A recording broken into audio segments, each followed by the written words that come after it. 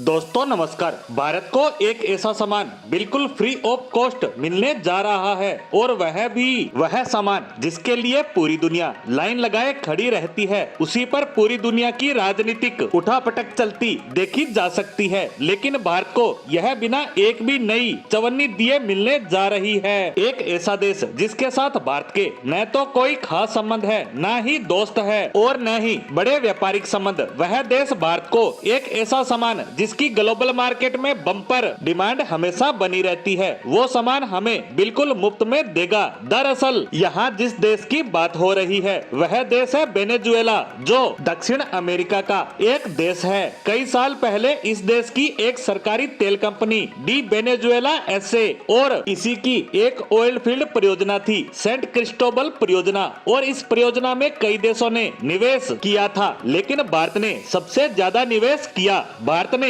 कई $100 मिलियन इसमें लगाए। लेकिन हुआ ये कि जब सब देशों ने निवेश किया, उसके कुछ समय बाद अमेरिका ने वेनेजुएला पर कठोर प्रतिबंध लगा दिए और भारत सहित सभी देशों का निवेश फंस गया। लेकिन अब यह प्रतिबंध हट गए हैं। लेकिन इन प्रतिबंधों के दौरान वेनेजुएला ने इस पैसे का जमकर इस्तेमाल किया और सेंट क्रिस्टोबल परियोजना में काफी प्रोग्रेस की, जिससे भारत को उसके निवेश के बदले तकरीबन $600 मिलियन का मुनाफा हुआ, जो भारत का हिस्सा था, जो अब तक वेनेजुएला पर बकाया चल रहा था। ऐसे में भारत ने इन्हें कहा कि हमने आपके देश में निवेश किया जिससे आपको काफी फायदा हुआ, तो आप हमें इस पैसे के बदले कच्चा तेल दे दीजिए। जिस पर वेनेजुएला ने जांच पड़ताल की, जिससे पता चला कि भारत ने 2008 में सेंट क्रिस्टोबल परियोजना में पैसे लगाए थे। इसमें भारत के अधिग्रहण का हिस्सा 40% था, यानी भारत का सारा लाभांश $400 मिलियन था और अघोषित लाभांश $200 मिलियन,